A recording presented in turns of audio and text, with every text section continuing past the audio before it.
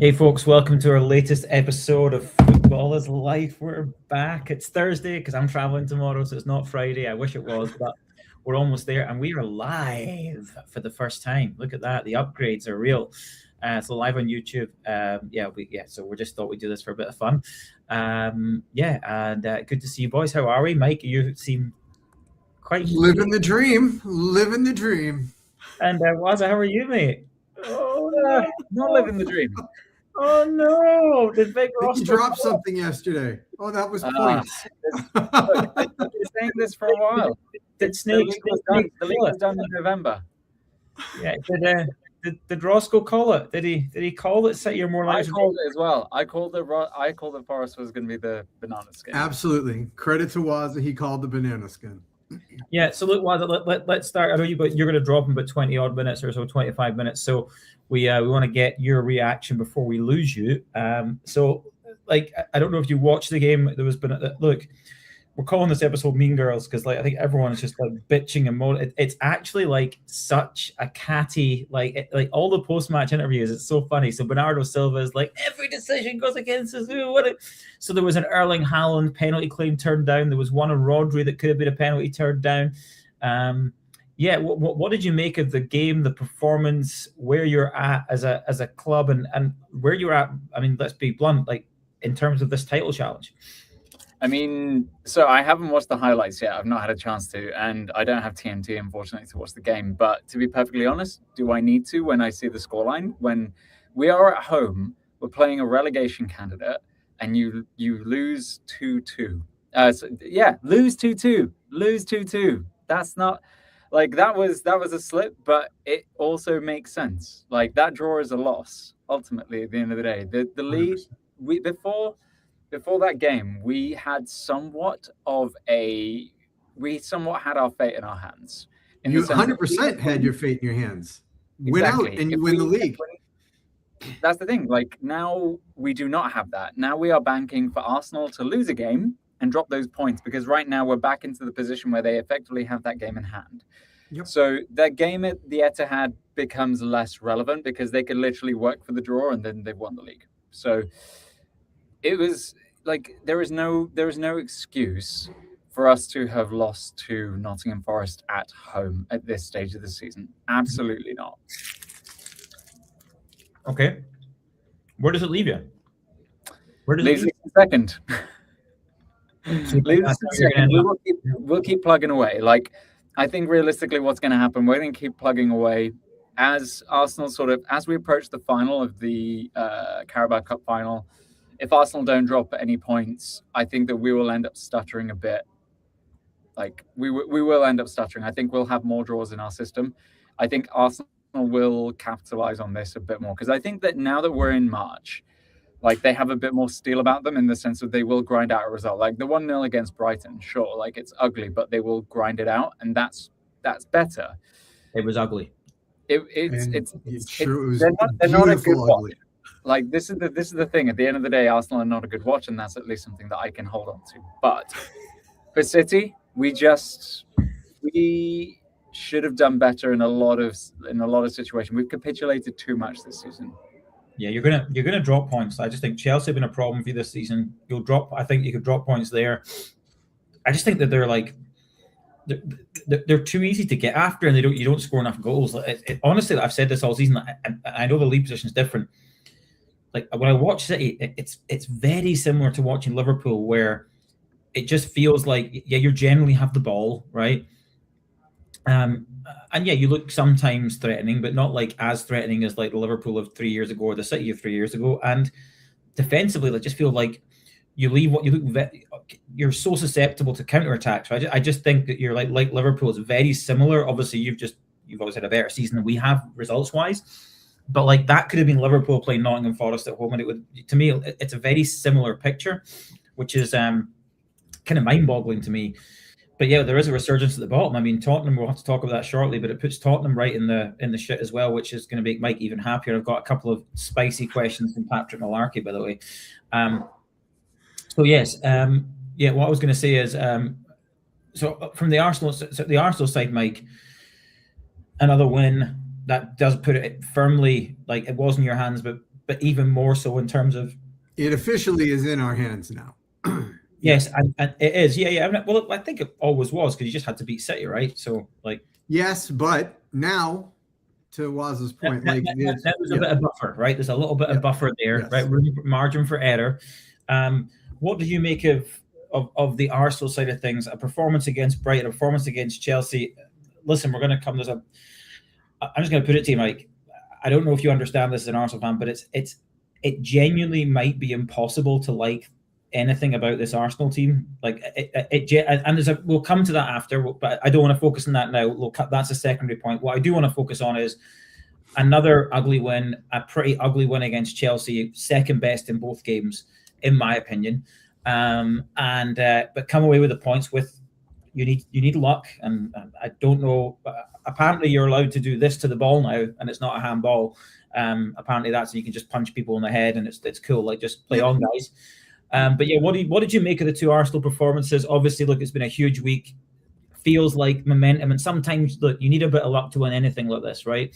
Does it feel now as an Arsenal fan you start to really believe where you go, I think this is our year? Yes. So a couple things.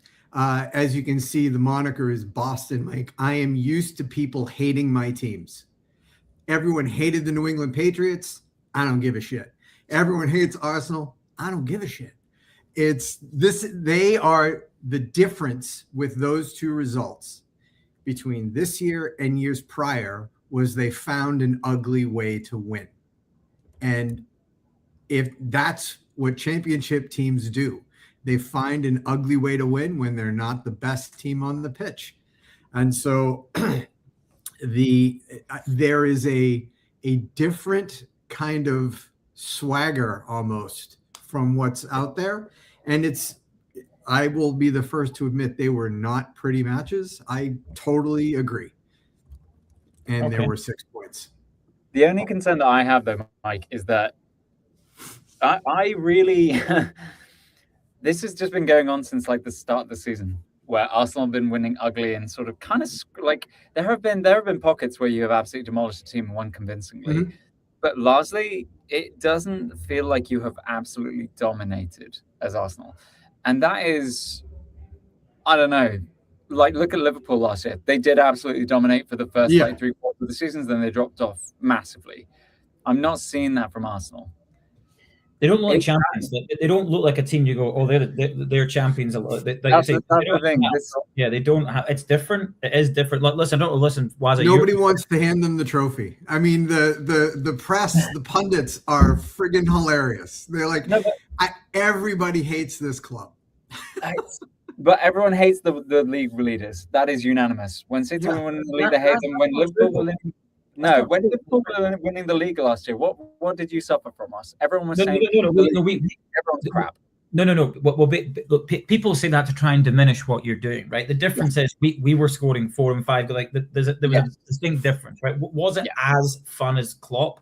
No. So some of the criticism was fair because it wasn't as fun, but it was still we were still scoring goals and really compelling watch.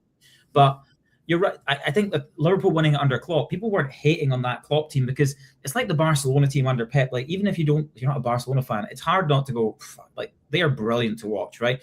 Some teams you go, they're just a phenomenal watch. It's hard not to like them. Sometimes it's about the figurehead. Jurgen Klopp for Liverpool, kind of tough not to like Jurgen, right? Okay, because he's just got that personality about him that you want to, it's one of those things.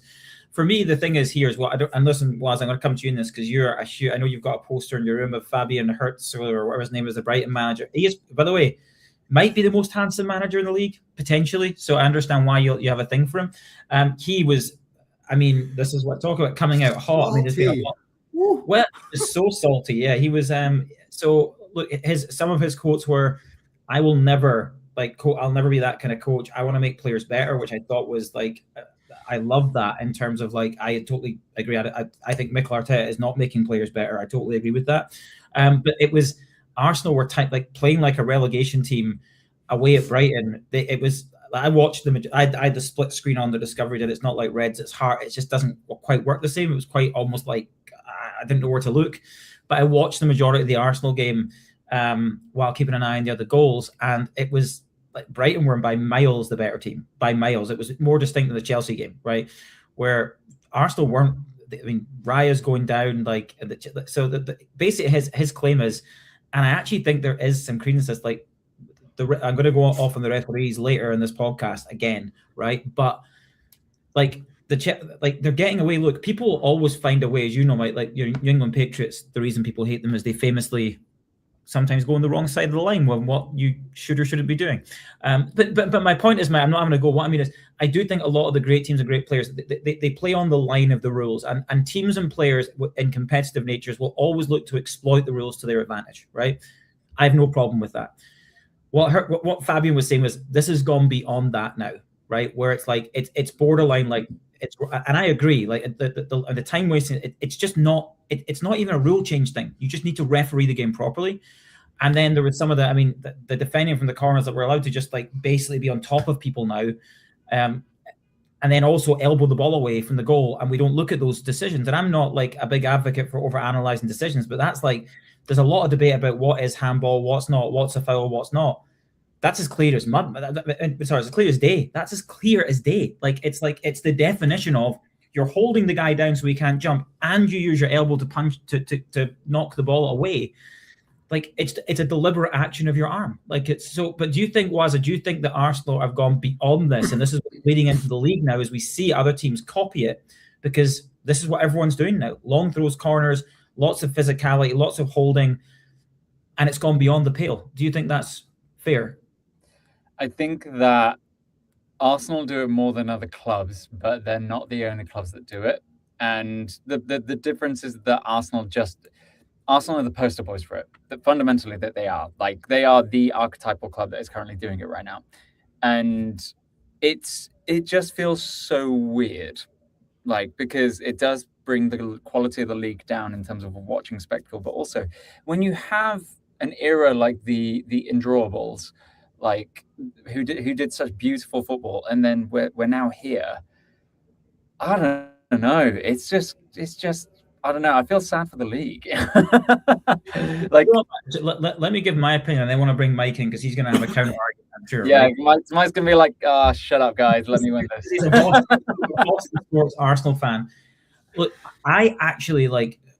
And I'll get into this later on. Maybe you might miss this, Wada, but in terms of like what our manager's saying at Liverpool, I despise the talk track, and I have all season. Right, this is like you got to score from set pieces, and you can't score now. I'm just like this idea that look, okay, I think people over-rotate. He basically just said he doesn't love watching the games; they're not as compelling. That's true. It's been like that for a couple of years though. Like I do think it's not been as compelling. But I just don't like love. I think that's just a really boring. I don't buy into this talk track. I think Arna, that's your job as a manager. Like Brighton last night were good to watch, right? Regardless what Arsenal did, they went and tried to play the way that they wanted to play, and that's incumbent on the coach. And that's where I disagree with Arne Slot, and I get wildly frustrated with it. I feel more nonsense coming out of his mouth now. What I do think though is that I don't mind people being on the edge of the rules. I don't mind that, right? I'm all for that, and I think that's how I play. So I would always do it. I'd always look for the advantage, right? Can I exploit the rules to my advantage? Of course, you're going to do that.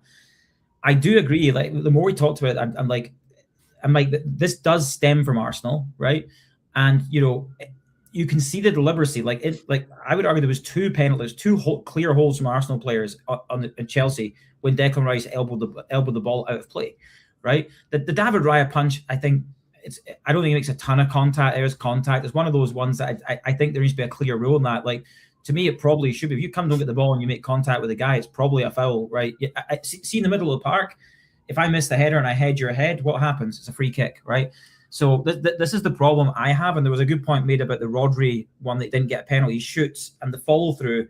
Elliot Anderson catches him, and the guy I saw on right with the referee was arguing that it's not a foul, it's a foul against Rodri, and I'm like, if that's the middle of the park, it's a foul all day long to Man City. Why is it not a penalty in the penalty box, right? So, like, Mike, do you think that Arsenal are going beyond the pale? David Raya going down 3 times that was cited yesterday, injured, right? Like, and honestly, Mike, like playing like you would never guess watching that game. There's no way that team are top of the league. They don't play like a team that's the best team in the league. Like, what's your opinion on it? Is it just stuff the haters, or you go, do you know what? Imagine this was Liverpool, or it was Chelsea, or it was somebody else. I think it's a little bit of both. I think yes, stuff the haters, and To Wazzo's point, the league has changed, and for sure, like we're famous for set piece goals and all of this stuff, winning in the corners and all that, and the rest of the league has copied us in that respect, or tried to, and so the game has changed. I think we are trying to. Right? That's a form of flattery. What's that? It's a form of flattery. Yes, and I think this is why Arsenal is set to win the league this year, because over the last 3 seasons they weren't tough and physical and gritty. They capitulated, and this year they're saying, "Screw it, we're going to be tough and we're going to be more physical." And so, that is taking you right up to the edge, and beyond the edge. And Mike, I think the question is more about the problem is, to me, again, I've played sport my whole life. I played football. I still play. I've always said that there's a spirit of the game to me that exists among players that play, right? The people that understand the game, and there's a spirit to understand that certain things are not acceptable and certain things are. And I have no problem. Like, again, it's a war for 90 minutes, so I've got no problem with that. This kind of goes against this idea of like that, to me, like the spirit of the game in terms of, I think you saw Fabian Hertz having a go, it was Nkapia, and that just saying, play fucking football, like as in, because you're actually like, you're just keeping you're taking a minute, 2 minutes to take throw-ins and feigning injury and just bleeding the game. That is the opposite of the spirit. That's where you lose me, right? Look, Declan Rice holding the guy, you can take the risk, pull a guy's shirt, like whatever. That's a refereeing decision. That's not an Arsenal, right? That's just a poor refereeing decision. And I don't mind Arsenal saying we're going to be physical. Like, Gabriel gets away with a lot of stuff because he's very aggressive, right? And it's like, well, cool. I'd rather that than a guy being passive. So, but there is a spirit of the game thing here, which is why Arsenal are becoming. It's not that nobody hates Arsenal. People hate. Oh, they do. Arsenal. Everyone hates Arsenal. No, they don't. No, they don't. They hate what people hate. I think is I don't. I was like 2 years ago. And even in Arteta, when people were saying he should be sacked when he first started, I said, I see what he's doing. I like it because they were good to watch. I was like, I enjoyed watching Arsenal at that point. Their squad wasn't as good as it is now. But what people do hate is like, this is kind of, it does go to that, like, it's really difficult to like a team that are doing there's dark arts, and there's like, to me, it just is beyond the pale a little bit. And the thing is, Mike, the thing for me is, you could just go and play to beat Brighton and beat them. Like it would actually be easier. They could have easily lost that game the way that they played. But you go, why not just go and beat them? Why not just go and be the best team in the league? I think they beat them. Like, I think that the issue that I have is that, with all due respect, this team is closer to Jose's Chelsea team than it is to City's team under Pep Guardiola. And I think the frustrating thing is that it's being made out that they're not, in the sense of I think the frustrating that the reason that I'm not best pleased, to say the least, with Arsenal or Arteta is there's this image that they're playing beautiful football when it's actually just completely torrid. And it's not beautiful football. There's no question. No. But from a spectator's point of view, if you go and buy a ticket to a game and you only actually get 6 minutes of in play, pretty much, that's just that we might as well be watching American football then, right? Was he hit the nail on the head? I will. It's just you know what? If you're gonna be a Jose team, be a Jose team. Actually lean in, do it. Fine. They're not a Jose Mourinho's Chelsea that won the league when he first came were phenomenal to watch. Phenomenal. Yeah. Electrifying to watch. I mean, Arjen Robben in the wing, Damien Duff, Didier Drogba front. They were unbelievable and but in terms of shithousery, later his career, man, that it became these horrible it's like the and look, Atletico Madrid. Liverpool played them. It's really hard to like that team because they will literally scratch their way to try to beat you, right? Okay, but this is all. So again, this is what Arsenal are becoming. They're becoming that's the closest comparison I can have is Atletico Madrid. Just got away from home. They don't care, right? And again, they go over the road. They go beyond that line for me. And Arsenal now are creeping towards that. I haven't been that critical. I'm like, look, fair play. You're scoring. You're brilliant from set pieces. Absolutely leverage it. Why not? If you keep scoring, keep doing it. No problem. I do think now. I think Fabian Hertz made a really good point in terms of this is beyond a pale now. Where people are going to take control because it is ruining the spectacle a bit, right? In terms of to me, it's about the spectacle, right? It's about the game. It's about entertainment. It's about drama. And Arsenal can play how they want to play, but it's the time wasting, it's all that kind of stuff that I just think it's a little bit embarrassing for a team that are going for a title. That clearly are the best team. Like, that's, they have no problem. They're the best team. I've said it all season. They should win the league. They're the best team. They will be deserving. But you know what? They'll be champions. And look, nobody will remember how they won it. But tell you what, you just go, do you know what? I don't like that. I don't like that team. They're terrible to watch. They're just honking to watch. Mike, question for you. Sure. Do you think that they'll win the league next year? Why not? Yeah, and it'll be a different club. Yeah. Yeah, I think that yes, I do think that they have the potential to win the league next year, and I think that, assuming that they get over the line this year, that will put an element of confidence in them to be able to go out and play, because now we're defending champs, and we've seen what it takes to win it, and I think they'll, who knows what'll happen in the transfer windows and all that, but yeah, I think that they are mentally playing in a way to make sure that what's happened over the last 3 seasons doesn't repeat itself again. So the reason I say that is because I think there's only been like 2 clubs in the past 15 years which have actually ever managed that feat. Yep. I think it could even be in the past 20, although Chelsea may fall into that as well, but it's United and City. Like, yep. no other club can consistently like win back-to-back leagues, because the ability to build on what you have is so difficult. And yeah. What you're saying is that the thing that they need next season is that confidence that they're going to gain from this season to be able to do that. Because I would have thought that with something like Liverpool, they would have had a fantastic shot this year, because they did reinforce. They still had some of the core there. Yes, they did lose some people for sure. We're not debating that they are net substantially better, but on paper they should have been marginally better at least. So they have that mentality. So I guess the question to you is, what gives you that confidence based on what you're seeing now that they will be able to effectively do the job next year? Well, I want to get through this year first, but I just think that like let me enjoy this one. But I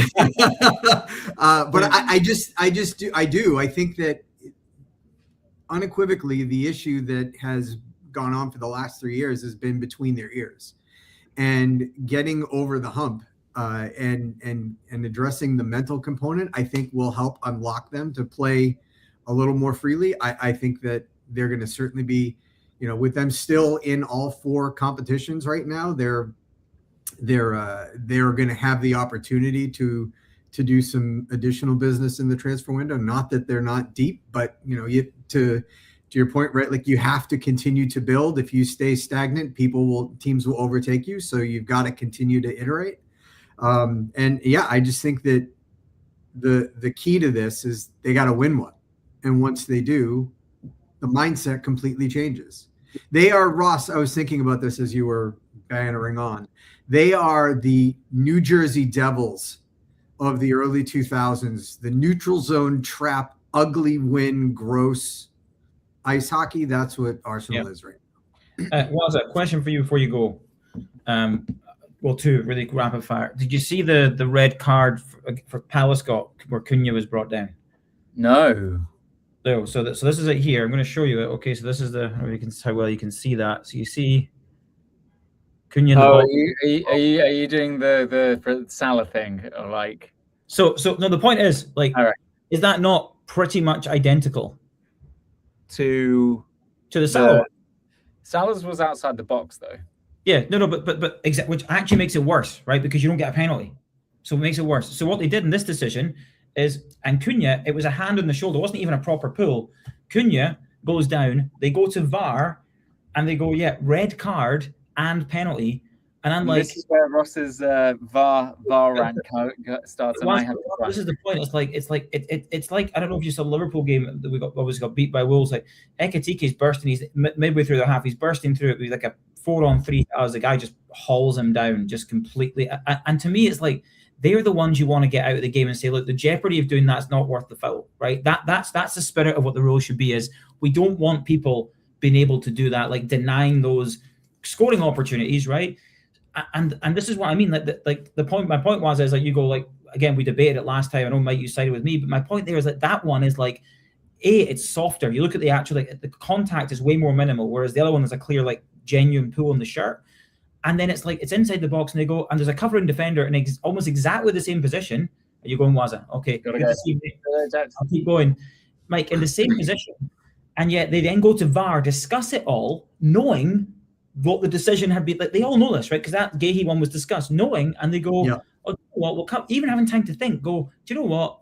We're going to give a penalty and we're going to give a red card because it's denying a goal deliberately. I'm like, well, Gahey deliberately did the same thing. Like, it's the same. It's not one of those, oh, it's a completely different. It's the same decision. It's the same incident with two completely polar opposite decisions. One's a yellow card, right, and a free kick. The other one's a red card and a penalty. And you're going, what are we doing here? Like, what are we doing? Like, the lack of consistency is just atrocious. There's no question about it. It's appalling. I mean, like the Declan Rice one, is that a penalty? Yeah, probably. Not probably, Mike.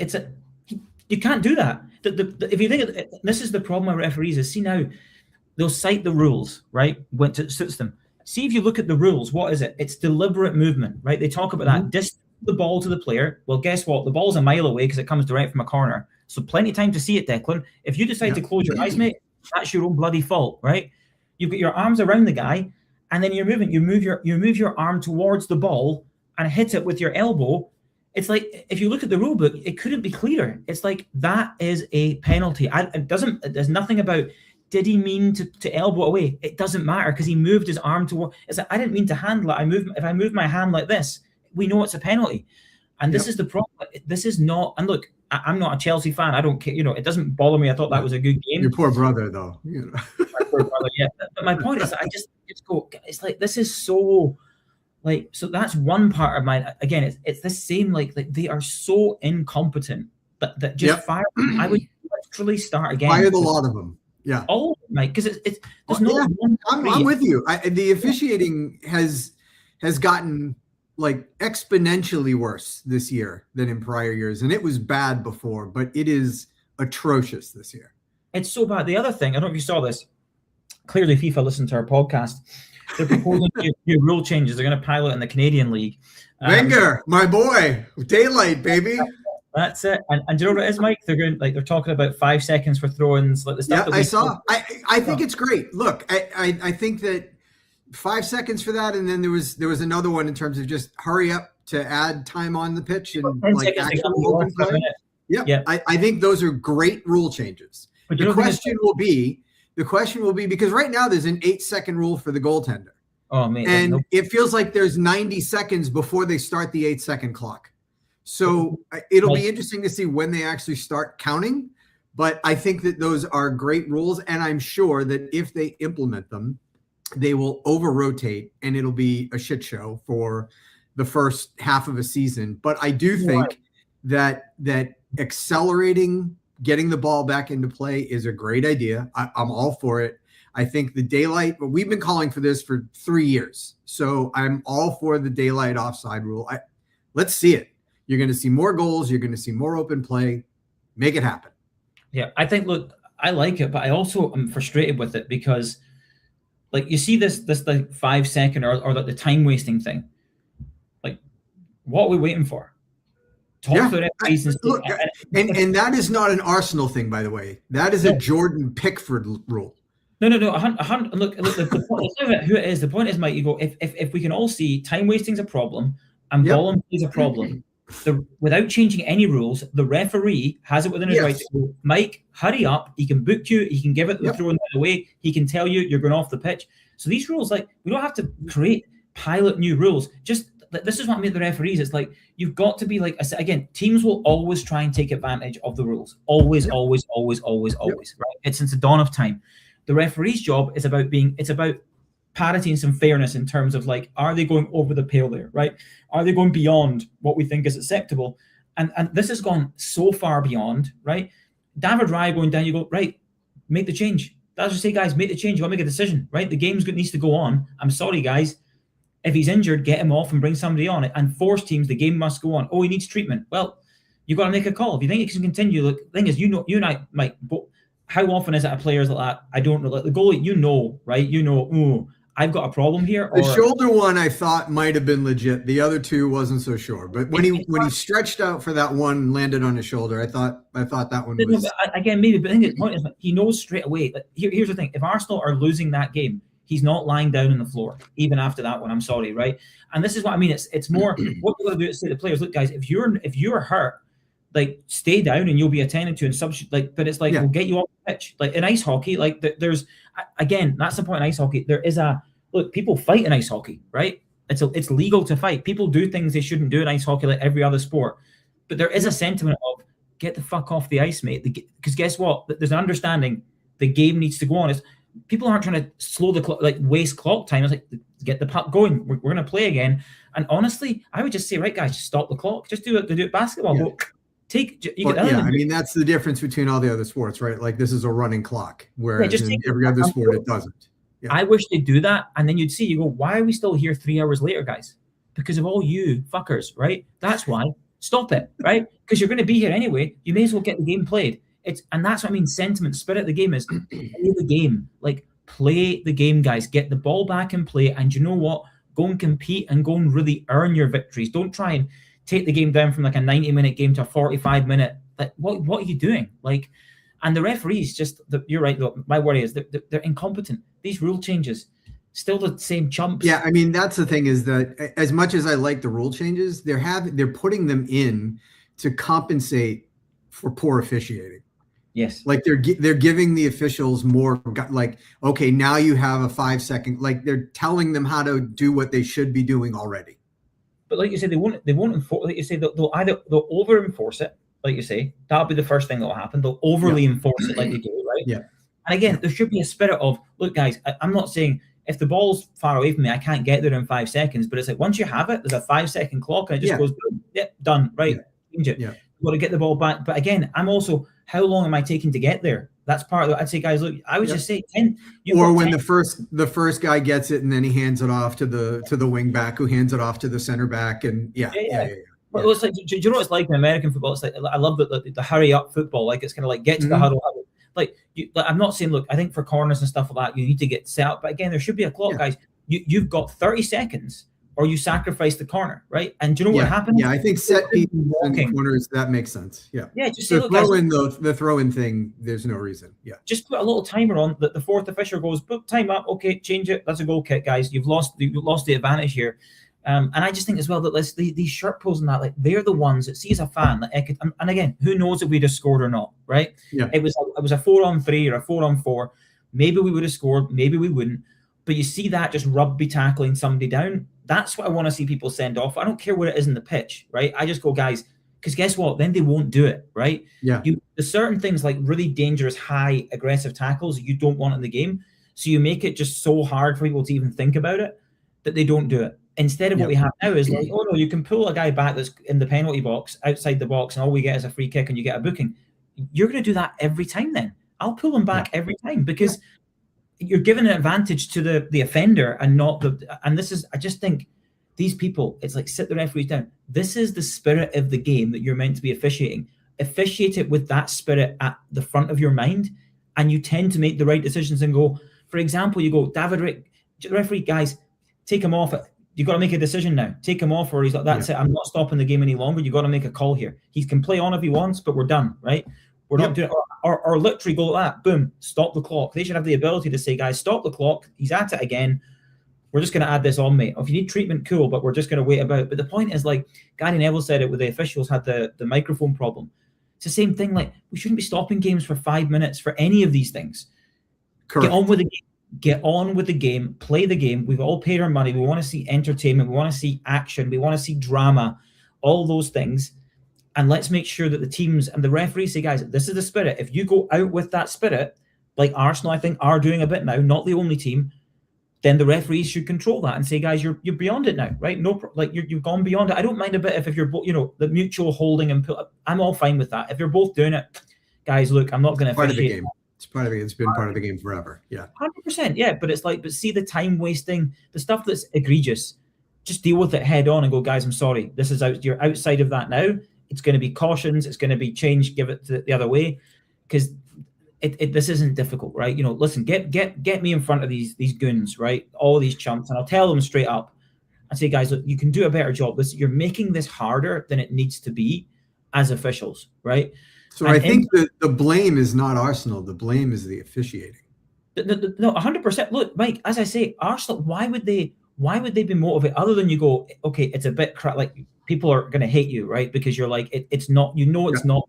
It's like you like these players know that they shouldn't be doing this, right? They know it's not right, and they probably don't feel great about doing that either, to be honest, on reflection, right? But in the moment, they're just like desperation to win their first title in a long time. Yep. I get it. I don't have any problem with that. It is and Fabian Hirsch has said that it is the officials. Like, it is incumbent on the officials to deal with this stuff. But yeah, I just think it needs to be addressed, because the problem now is, as much as I don't like what Arne Slot's saying, I've been saying this for ages. Like I don't feel as compelled. I'm way more compelled to watch American football. The NFL have done a great job of, like, I mean, you watch the USA Canada ice hockey Olympic final.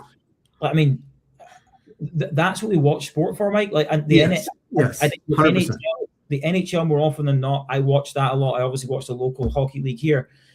The product is pretty good. Like, it's about winning games. It's I don't have the same complaints. There's not time with. There's not all this nonsense. Yeah, no. There's I would say that although not a hockey podcast, this is the NHL is in its next golden era right now. Like, they are on such an ascendancy because of the quality of the product on the ice, the parity of the league. They're like the number of world-class players on every team, and it's on any given night, any team can win, and it's 60 minutes of just solid entertainment. And that's the thing. And I think that football is going to lose. Like, I'm a long time fan. I got Partick Thistle fan. I watched Ross County the other week. I'm a big fan of them as well. They're my local team growing up. I've been a Thistle fan all my life. But you know what? It's like you pay your 25, 30 quid and you're not entertained. Honestly, it's pretty poor. And even the Premier League, which is meant to be pinnacle, by the way. So Agreed. I am not. I'm the only team I can say, like I say, probably since November. Like I say, Bournemouth have been pretty good this year to watch. I think Brighton are generally good. Man United have been a decent watch. Not lately. Yep. Like Newcastle, when they're at it, like Newcastle are physical, but they're just like, they're good to watch because they try and like. I think the problem is it's like the league. They've got to address this, because the product then becomes less compelling, and people will get bored. And there are these other sports. I'm drawn in that. Honestly, I'm going to be honest. I will pick to watch NFL Red Zone over most Premier League games on a Sunday. I would. Most games. There's the odd game, obviously Liverpool big games, but a lot of those big games disappoint, right? So I'm like, I know the level of entertainment I'm going to get is off the charts with that competing product. And I think this is what football's got to recognize, because you're so safe because you've been the most popular sport in the world for so long, right? You have this, but you've got to evolve faster than you're evolving. And it's not about changing the game. It's about adapting the game, but also, like, teams are trying to always do this, take advantage of the offside rule, do this, do that, right? But it's like it's always the balance, right? And I think that they have to find something in this. Yeah, I agree. So to pivot from shite officiating, is it slot out? Like, where are we? Shite officiating to shite teams. So no, I'm where am I? I'm probably where I don't want to be, which is, and this is, look, but I don't know if you can see it up there. I've got my suits thing up there. Yeah. I see it next to Greece. Yeah. Yeah. The quote under it says, "Winners don't make excuses," and I'm just hearing a lot of shite excuses about set pieces. I'm just like, so, like, just because Arsenal, like, there's more than one way to win a football game, right? Okay, it's like clashes of styles in every sport. And after Wolves last night, he's like, same old. And I'm like, he's not freshening things up. Van Dijk said it. We were slow, predictable. Like, and I'm just like, there's no ownership and accountability of, like, it's my job to figure out solutions to these problems that we are having. And guess what? Like, as much as that, this period maybe for the last few months has been better, but again, I always look at the eye test. The results have been better. We've not been particularly compelling. Like against West Ham, even that game, like, you're going, we scored a bunch of goals, but honestly, it was a pretty even game. West Ham were pretty good. And again, that was actually a decent open-ish game. And I would almost rather go back to that. And we lose last-minute goals, so we sometimes score them.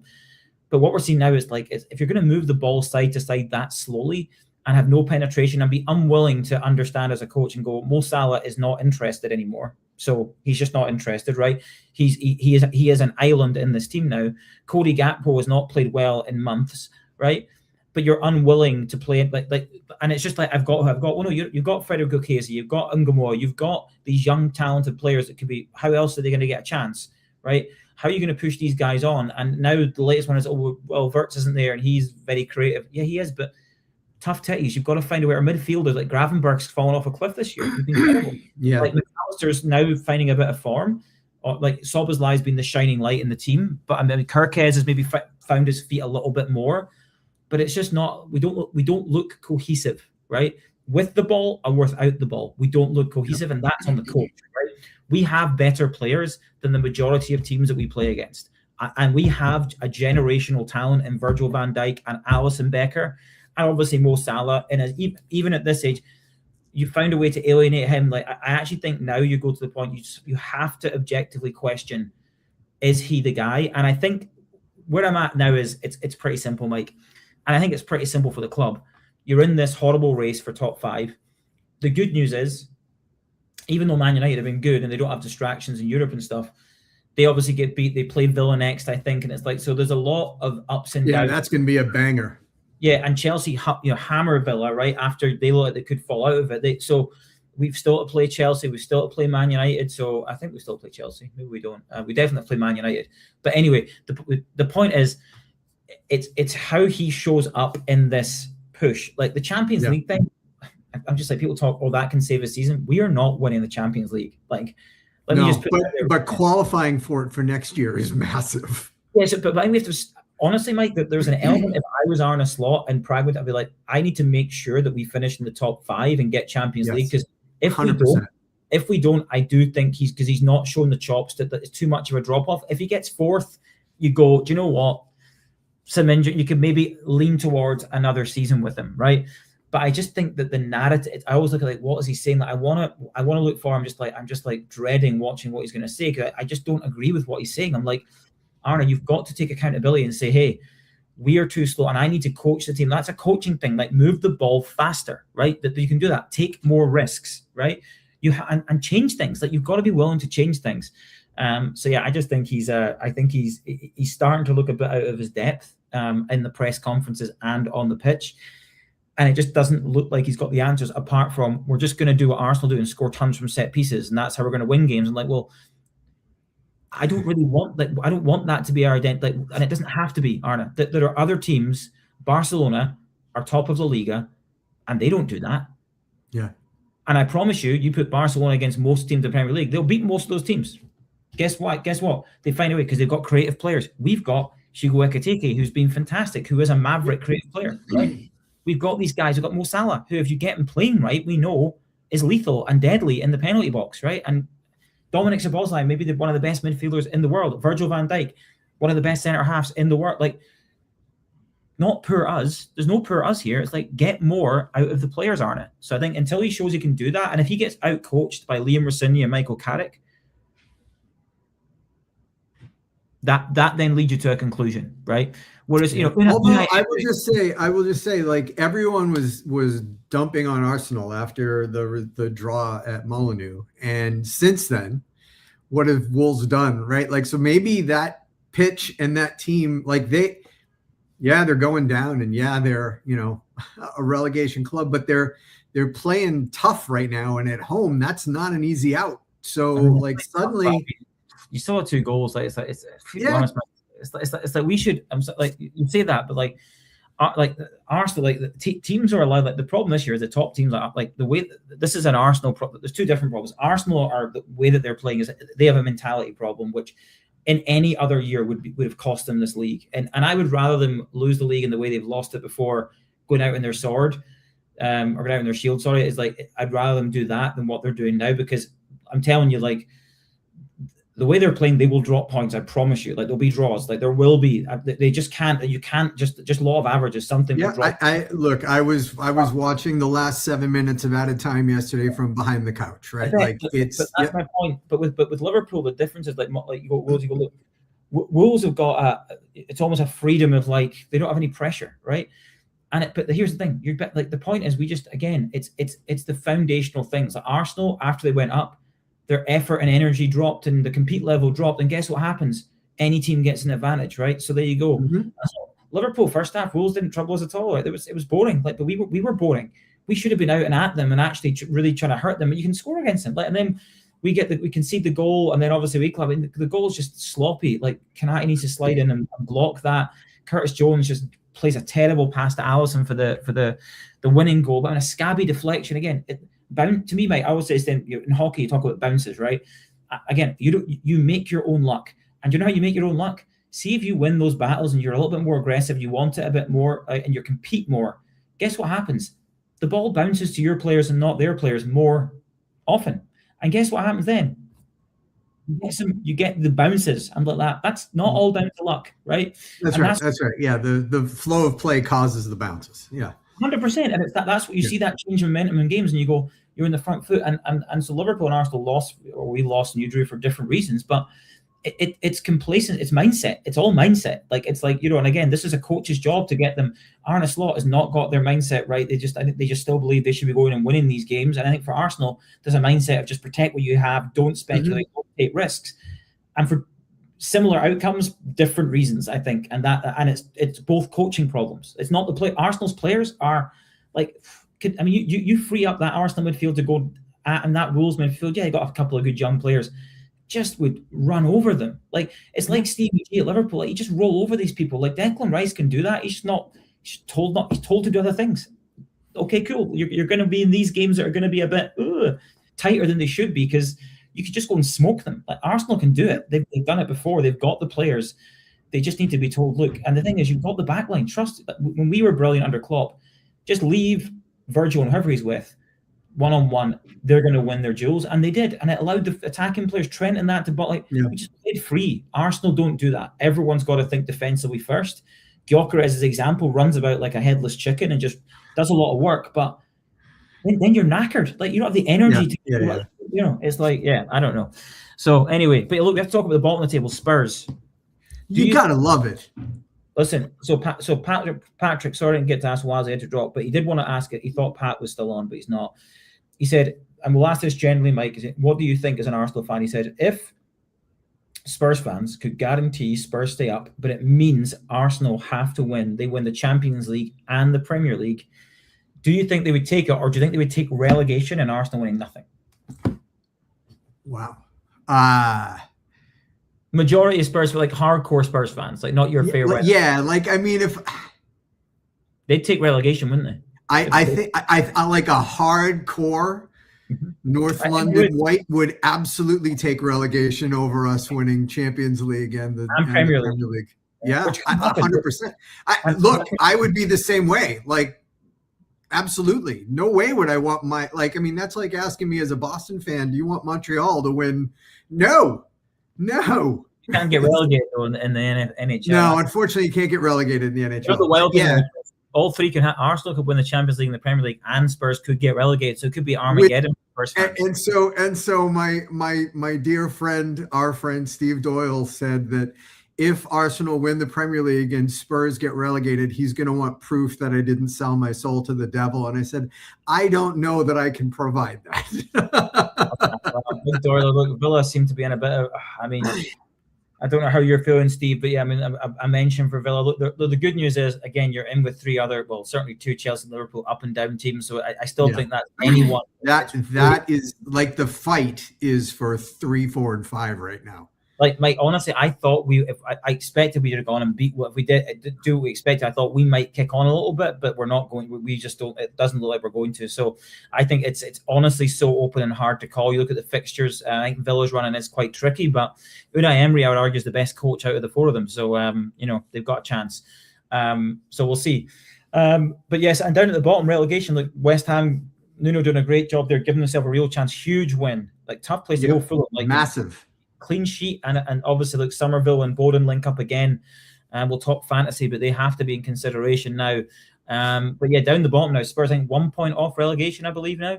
I mean, they were dragged right back into it with the results of the midweek games. Yes, and then you never know. Wolves. He mentions Wolves of a miracle. Like you never know. Yeah, well, I think we do know. I think we do know. Like, I mean, Mike, you've seen the film Miracle, and I know you're a big fan of it. So these things. Yeah. I think that. I mean, Yeah. could they tie the famous Derby point title to like saving themselves from relegation? I don't think so. But the thing that, like, all three of those teams that are currently in the relegation zone right now are suddenly really tough outs because they're all playing with that freedom of, I don't care. We're going to lap up the last games of the season because next year we won't be here. And suddenly they are tough outs. Yep, I agree. Okay, let's talk fantasy real quick. So I did tell you, mate, João Pedro is good to hang on to. I did call it. He's a world-class fucking troll. Yep, he is. But yeah, I did João Pedro. I kept Enzo in as well, and he got an assist. So good week for me. I did have that sort of confidence there. Yes. Anyway, what do you think? What are you looking at fantasy? I know we got that blank week coming up. So I took a couple of hits since we were on last. Last week's paid off really well with a nice 10K red arrow. This week's I gave that back. But I am now in a position where I have only 3 players that are part of that blank in 31, and that's Timber, Gabriel, and Holland. And I am really happy that I hung on to Timber because everyone was jumping off of him. And suddenly boom, boom with returns. And I'm like, thank you very much for the differential, because Gabriel does not help my team at all. The one that I really wish I had moved on earlier was Semenyo, because he just super, he's playing, like when we were talking earlier on in the season, like, could the difference be the signing of Eza? And what Semenyo is providing is what we kind of all expected Eza to do for Arsenal. And he's just so consistent. I think now I'm going to have to wait it out. Like, there's still like a 10% chance that they don't blank in 31. It all depends on what happens this weekend with FA Cup results. But come after the wild card, he's definitely going to be in the squad.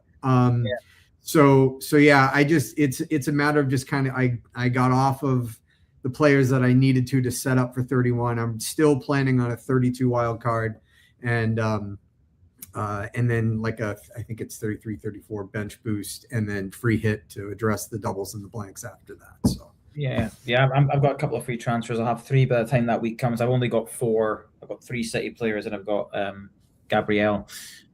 So yeah, I moved on from Declan Rice, and just in preparation for this.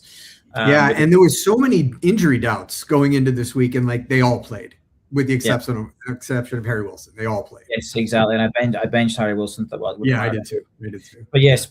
So I'm looking at this. I'm kind of well positioned. But yeah, as I say, look, I did call. Look at I do think I still think that Chelsea are scoring goals like that. That's what I would say about Chelsea. Like good goals. So I'm sticking with João Pedro. Brentford's fixtures are really, really good, as we talked about. Fulham's are okay the next couple. Liverpool, Tottenham at home, Brighton away. So I do expect goals. Ekitike has been pretty good. Liverpool is, so I'm on a triple up now. The hit that I took brought in Ekitike. So I've got Szoboszlai, Ekitike, and Virgil now. And Wirtz is the one I'd rather have when he's healthy versus Szoboszlai. But he's from pulling out to we think he'll be back to he's not playing this weekend either. So this back thing seems pretty serious. Yeah, it does. And I think, I'm looking at could I move on to Ekitike? I think the problem I have now is just the cost of Ekitike. I think. It was I had to move from Rice down to Tavernier to free up the money to get from Guéhi up to Ekitike. Yeah, I'm at 9.1, and I've got João Pedro at 7.6, and I've got Thiago, who's 7.1. So I think I'm going to have to just hope. Well, as a Liverpool fan, I hope he scores lots of goals and we win games. But obviously, from a fantasy perspective, I'm probably not. I'm not able to. There's no midfielder I would want to move on from. I'm pretty happy with who's in your midfield. I've got Fernandes, Semenyo, Enzo, Szoboszlai, and Harry Wilson. Yeah. Well, and the problem is with all of those outside of Fernandes and Semenyo are they're not like who are you going to downgrade to? That you're not going to free up enough money. No, the only one I could do is defensively is Virgil. Do I believe in enough? I think the thing is with Virgil is do I believe in enough offensive contribution? He's the second best. I know he is. So defender in the game behind Gabriel. I mean more in the next like 2 or 3 weeks, right? If I wanted to get Ekitike in for a few weeks, do I think that's I could get rid of Virgil and probably get off like Thiago or João Pedro to make that move as a double move? Yeah, like João Pedro is the one to move up from for sure. Yeah, so we'll see. Okay, listen, we're at time, but listen, always a pleasure to see you. Thanks to everyone who will listen to this, and we're going to continue to do it this way. I think from now on, make it a bit more engaging. We'll see how we go, but have a great rest of your week, everyone. Sounds good. Cheers, everyone.